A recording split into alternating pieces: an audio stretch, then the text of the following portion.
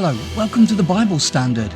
Don't forget to like, share and subscribe, and drop a comment in the comments area if you have any questions. We'll do our best to reply.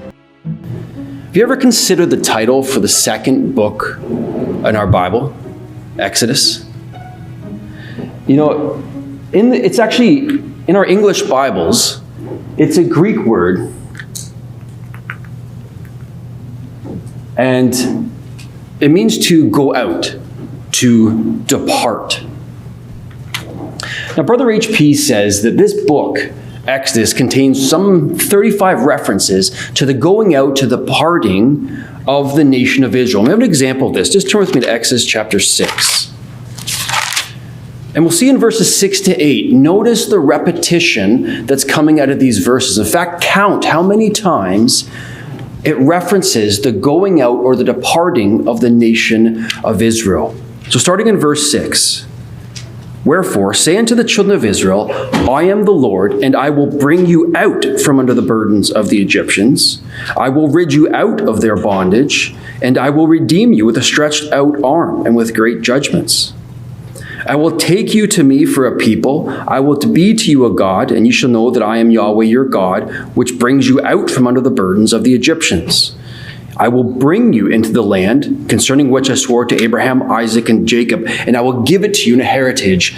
I am Yahweh." And so, depending on how you count, there's 6, 7 times in these 3 verses referencing of Israel's going out or their departing out of Egypt. And so we think about this title, Exodus. It's really a great name for this book because it's descriptive of the first half of this book, Israel's departing out of Egypt.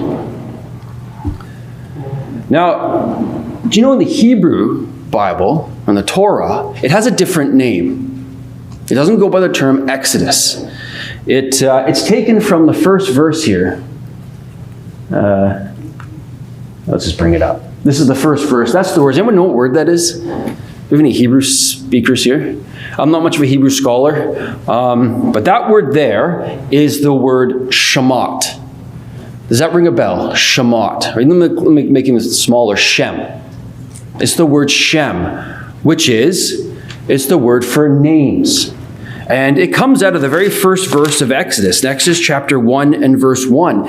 These be the names. That's the title in the Hebrew. Now, whose names are we talking about? Well, we see this in the context there, verses 2 to 5. These are the names of Jacob and his sons, right? Reuben, Levi, Simeon, Judah, and so on.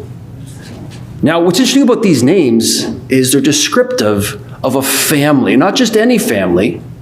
It's the family of Abraham. Now, why is this detail important? Let's just go back to Genesis chapter 12. This is the promise that was made to Abraham. In Genesis chapter 12 and verse 2, the first thing that God says to him on record is that I will make of thee a great nation.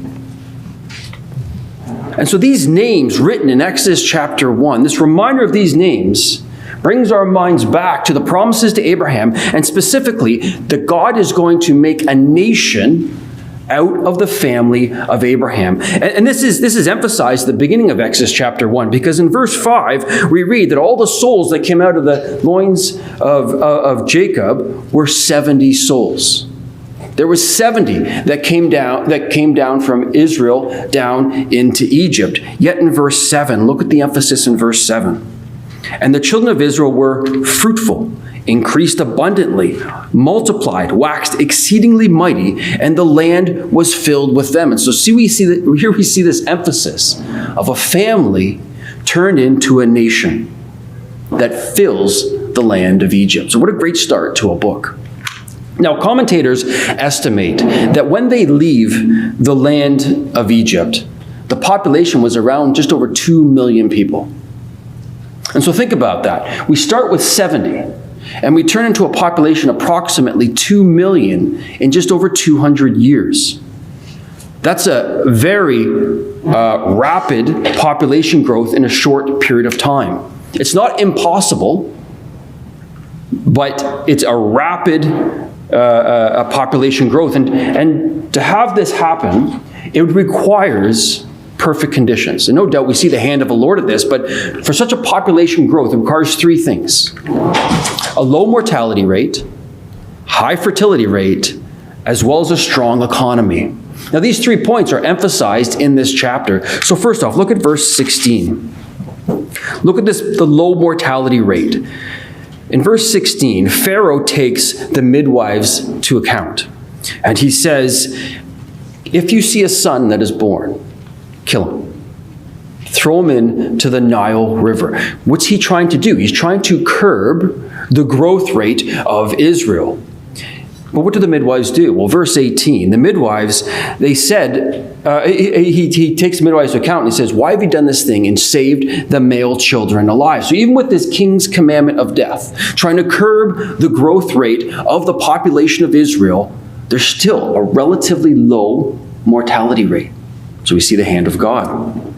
Now look what he says in verse 19. Look at the midwives' remark to Pharaoh. Because he's taking them into account, you've not killed the male children. And they say, the Hebrew women are not as the Egyptian women, for they are lively, and they're delivered ere the midwives come in unto them. So it seems that during this time, the curse of childbearing, which we know goes back to Genesis, had no effect on the Hebrew women. And so we see the God's blessing upon the nation at this time in the terrible conditions. Yet we have a population growth because God's taking a family and he's turning them into a nation. Now, the last point that requires a population growth would be a strong economy. Just keep your finger here and go back a couple chapters, Genesis chapter 47. This is when Joseph is alive. And look at this remark. Genesis 47, verse 27. And Israel dwelt in the land of Egypt, in the country of Goshen. They had possessions therein, they grew and they multiplied exceedingly. So they had a strong economy to support a population growth. And so the introduction, the book of Exodus, in these first few verses is a time of prosperity. A family is growing into a nation just as God promised Abraham. And then we come to verse 6. Joseph and his brethren and that generation, they die. They go off the scene. And this is natural, right? We all know that we face death. But it causes a change in Egypt's outlook to the nation of Israel. And this is illustrated in a comment in verse 8. The narrative says, after the death of Joseph, there arises a new king who knew not Joseph. Now, whether this new king is a descendant of the previous king, or perhaps it's in reference to a new royal family that took over control in Egypt, I'm not exactly sure, but it's emphasizing a time of trouble. Now, it says he knew not Joseph. What's to know about Joseph? In fact, if we think about back when Joseph was alive, what would we know about Joseph? Well, let's pull Joseph up here. If we went back to Genesis chapter 41, let's pull out a few key details that would summarize Joseph. If you go to Genesis chapter 41 and verse 38, he says he was a man possessed with the Spirit of God. Verse 39, we find that he's discreet and wise. Verse 43, he was made ruler over Egypt. In fact, it was through him the world survived the famine. So Joseph's not just a minor character in Egypt at this time. He was a major character. In fact, he was second in command. So everyone knew who Joseph was. Go to Genesis chapter 47. Not only was he wise and had the Spirit of God and so on, he was in charge of distributing the food to those who came to him. Now, it's interesting in Genesis 47 because even the Egyptians had to pay for the food. And what did they end up doing? When the money ran out, first off, they traded their money for food, but when the money ran out, what did they do? Well, they traded their animals, their flocks, for food. And when that ran out, what did they do? They sold their land for food. And Joseph's buying this. Joseph took their money, he took their flocks, he took their land, and he also took them as servants, and he spreads them throughout the land. And so what we see is while the Egyptian populace becomes poorer, the royal palace, the royal family becomes wealthier and wealthier and wealthier. And this is the imagery that's being pulled out of the record. And so to deny Joseph is to deny this. It's to deny really the source of wealth for the royal family. Now this phrase, "I know not Joseph," was used also in Exodus chapter 5. Pharaoh, this is a different Pharaoh, but probably the same lineage. He says in chapter 5 and verse 2, Pharaoh says, "Who is the Lord that I should obey his voice to let Israel go? I know not Yahweh, neither will I let Israel go." And so in addition to denying Joseph, Pharaoh denies or rejects Yahweh as well. So I think when we see this phrase, not knowing whether it's Joseph or Yahweh, they're not statements of curiosity or ignorance. Now, these are ones of contempt. They're ones of challenge. They want to put them down, put them away. Now, going back to Exodus chapter 1, while Pharaoh claims to not know Joseph, what does he know? Well, he knows what he observes. So you look in verse 9. This Pharaoh gets up in front of his people and he says, "Behold, the children of Israel are more and mightier than we." Right? He's seen this nation that grew from 70 to a population in the million, probably at this range, at this point. Now, this message would resonate with the Egyptians because they sold their wealth, they sold their cattle, they sold their land, they even sold themselves to survive the famine. And he's saying, look, you guys are living in servitude while the nation of Israel is prospering. He's showing this clear contrast that they can see in their day. And so while the Israelites flourish, the Egyptians are decaying in the current economy. And Pharaoh, great statesman he is, what's he doing? He's stirring up the emotions of the Egyptians, this envy and this jealousy, so they will turn against the nation of Israel. Things are changing for Israel. And you know, this has been a problem that Israel has faced throughout history. I mean, we just think back 100 years, or almost 100 years ago, Hitler used the same propaganda against the Jews in World War II. Right? Here's a quote from Neville Chamberlain. He was the UK Prime Minister during the time of Hitler. And he says, "I believe the persecution of the Jews arose out of motives. A desire to rob the Jews of their money and a jealousy of their superior cleverness."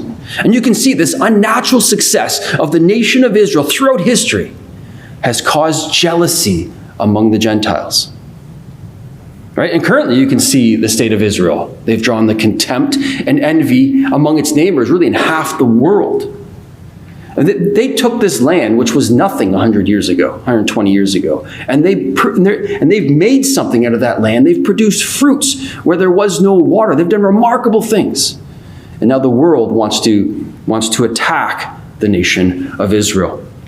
And so history doesn't change, does it? While faces may change, the narrative rarely does. And so Pharaoh and the Egyptians, they set in motion the seeds of what we call anti-Semitism that's going to continue throughout the ages. And it all starts with an envy and jealousy of God's people, because it was God's strength that they became a nation and prosperous in the land. And so he says in verse 10, "Let us deal wisely with them." Remember, he's a statesman. They got to figure out how we're going to deal with the nation of Israel.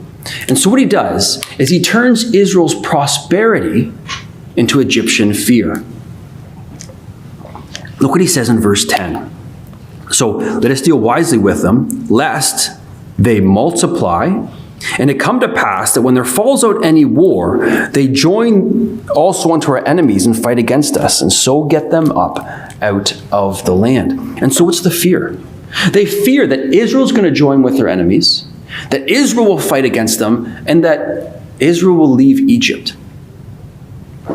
And so for me, this begs a couple questions. First off, how do they know Israel's going to fight against them? They're prospering in this economy.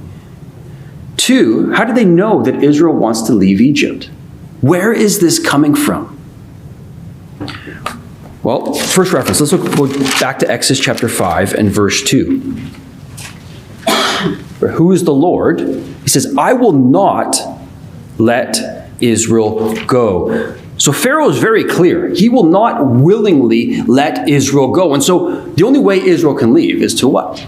Fight their way out. He's already set the standard. They will not go out freely. They will not let them, which is kind of odd if they're so fearful of this nation. Why not let them go? No, Pharaoh will not let them go. So therefore, they have to fight their way out. Now, let's go back to Genesis chapter 50 on the second part of this. Let's look at the last words of Joseph. Genesis 50 and verse 24.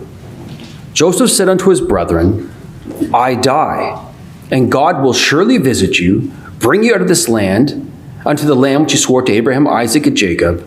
And Joseph took an oath of the children of Israel, saying, God will surely visit you, carry my bones from hence. And so Joseph he reminds his brethren about God's plan with the family of Abraham. And what is it? God will visit them. He will bring them into the promised land, and they were to bring his bones with them.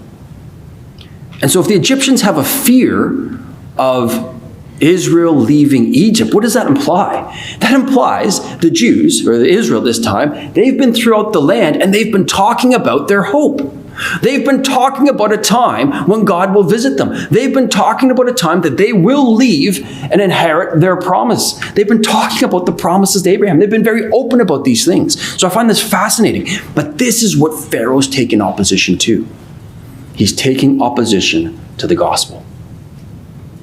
And so we see there's a contest forming between Egypt and Israel, between Pharaoh and his gods and Yahweh, the God of Israel. Now it's interesting, in verse 10,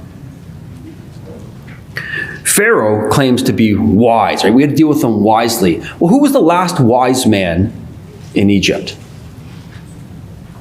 Joseph.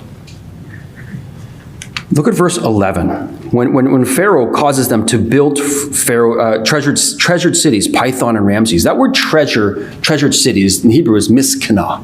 And it has the idea of a storehouse, granaries, a place to store food. So why is Pharaoh using the Jews to build granaries, storehouses?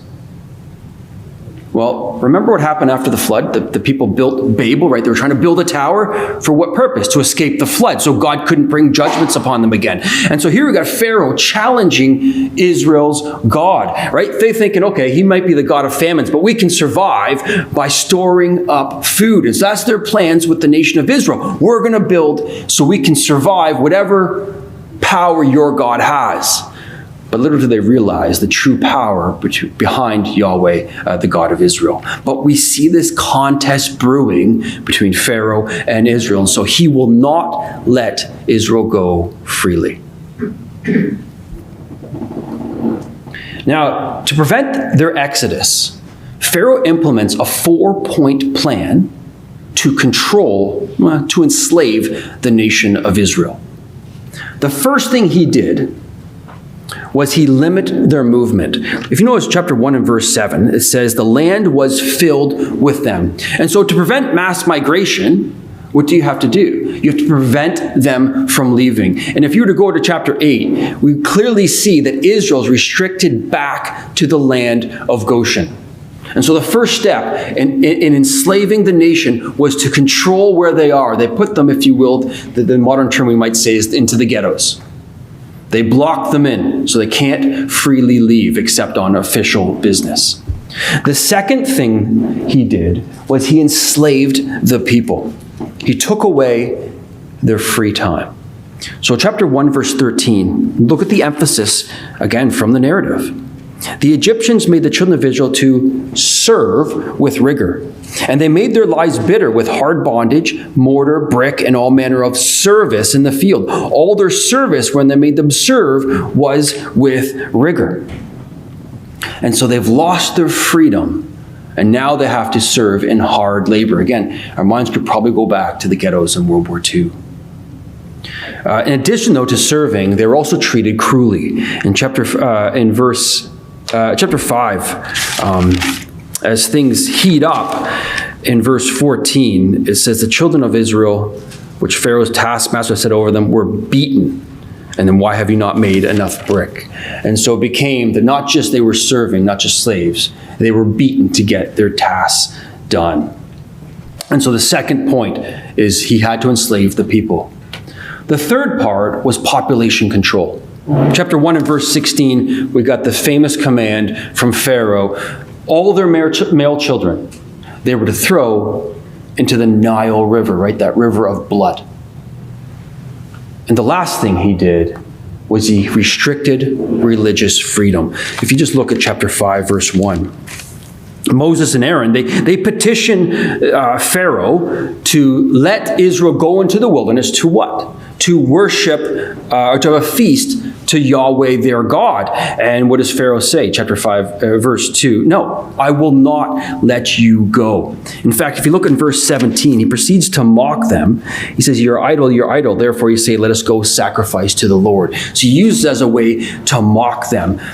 But in seeking to control the nation, he's limiting the religious freedom. And so here we see Pharaoh's four-step plan to control the nation, limit their movement, enslavement, population control, and no religious freedom. So, Exodus 1 is a fascinating chapter, and we're introduced to Israel prospering in the nation, growing from a family into a large nation. Yet the second half of this chapter, they have a problem. They have the hope of Jacob, Abraham, Isaac, and Jacob. They get the hope of their fathers and the promises, but they themselves have become powerless. They descend into this life of bondage, and there's no way out. What are they going to do? There's a problem they have. They cannot leave anymore. Now, the record states they've become servants of Pharaoh. Now, Pharaoh is an interesting term. It's a word that signifies a great house. In fact, when you trace that word back in the Egyptian words, Pharaoh was originally used for the royal palace. And over time, it came to stand for the prime occupant. So we can think of, sometimes we refer to the president of America, would be Trump at this time. He's sometimes referred to, or his actions referred to, as the White House. Well, it's the same with the term Pharaoh. It referred to the royal palace, and over time, it became associated with the prime occupant. And what's this Pharaoh doing?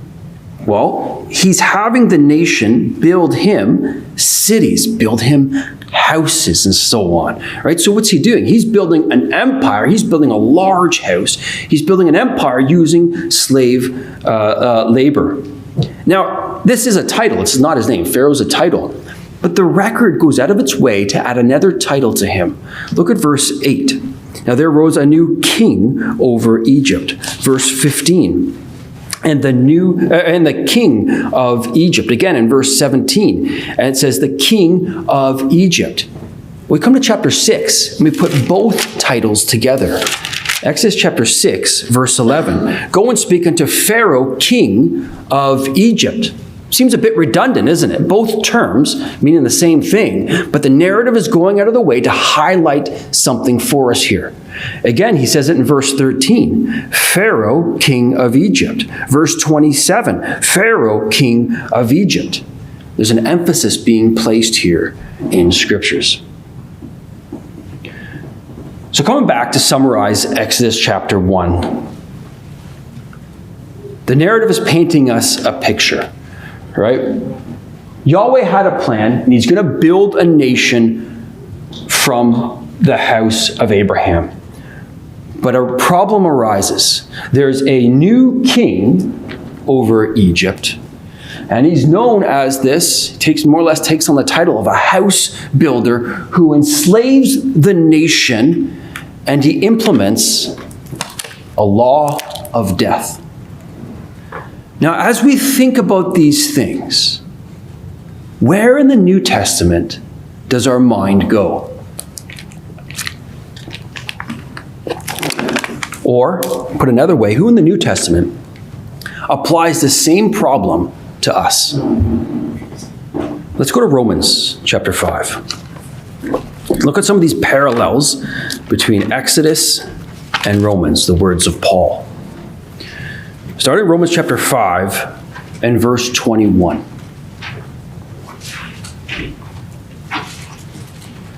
Paul says, sin hath reigned unto death.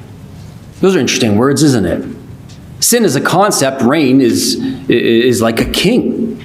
And so sin here, or Paul uses the term sin here as a monarch, as a king who reigns unto death.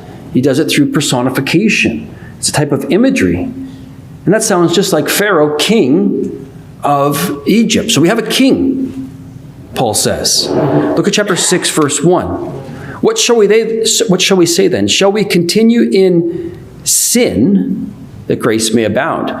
Now, this sin here, as we know from the previous verse, we can say it's king sin because he reigns. And Paul's saying, shall we continue? That word continue there is the word epimeno, and it means to abide, to remain in. And so the imagery that Paul's producing in our minds, he's asking the question, shall we abide in sin's kingdom, in sin's domain, that grace may abound? And so just like we have Pharaoh, king of Egypt, he has a domain, he has a kingdom, he's this great house builder. Paul says King Sin has a house, he has a domain. And now we know what it means to be in King Sin's house. It's descriptive language describing us as descendants of Adam, isn't it? That we all experience mortality and its curses. But Paul's pulling off that imagery out of Exodus.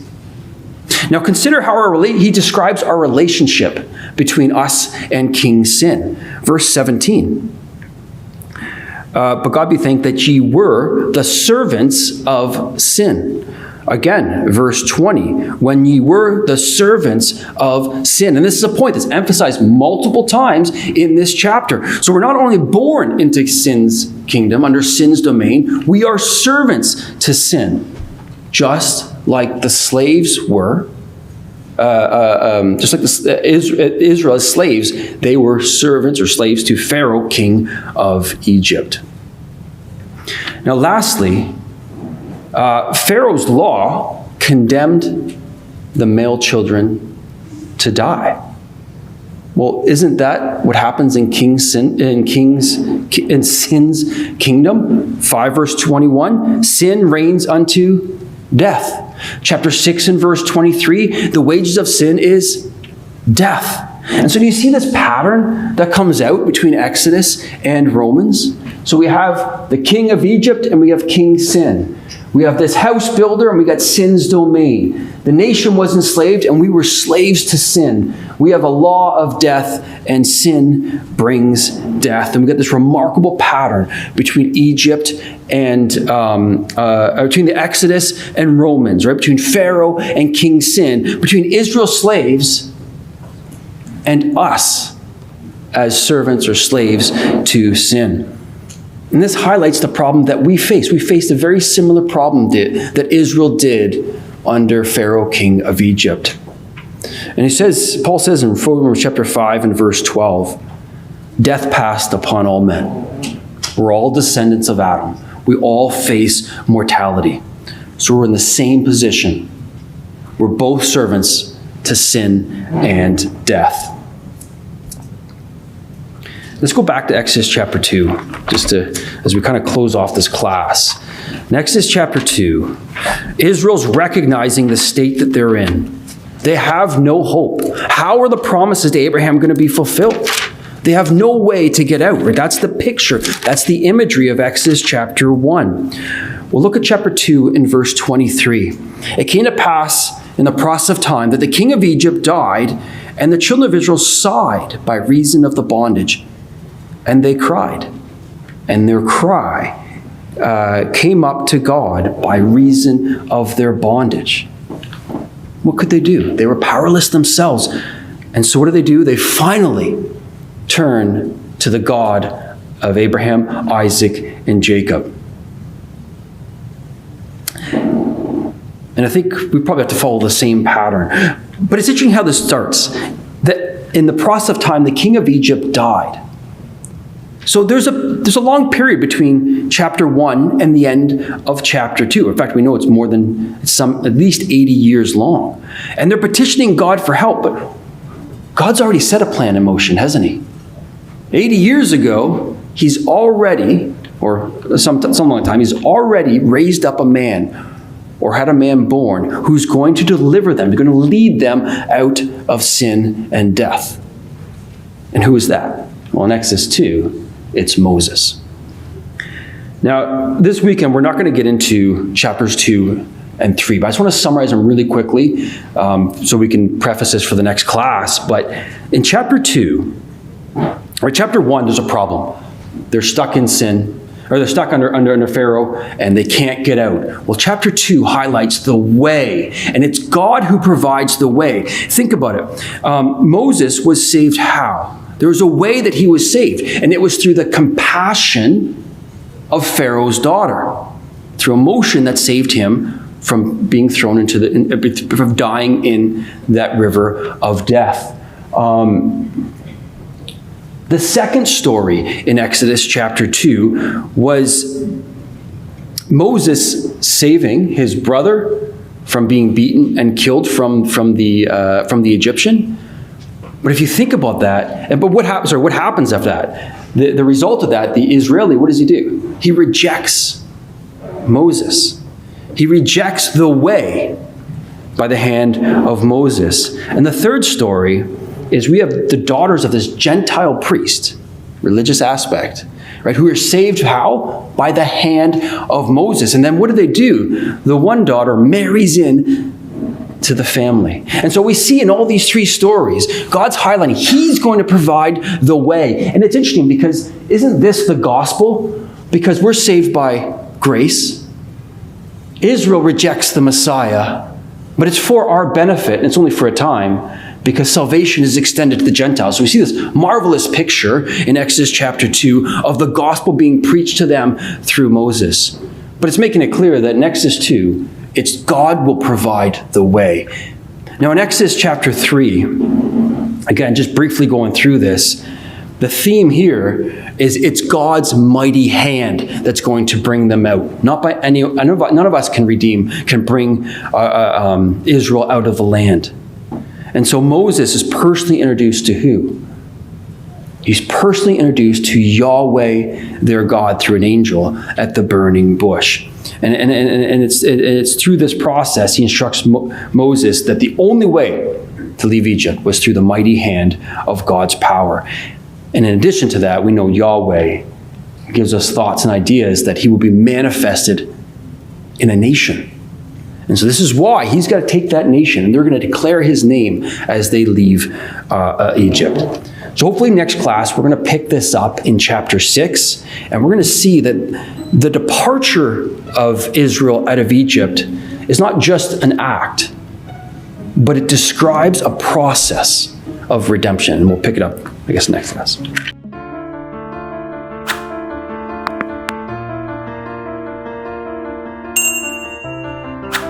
Don't forget to hit that like button. It really helps the channel grow. Drop a comment in the comment section and let us know what you thought, and make sure you subscribe and turn on notifications so you never miss a new upload. Please share it and spread the word. Thanks for watching, and remember to come back soon.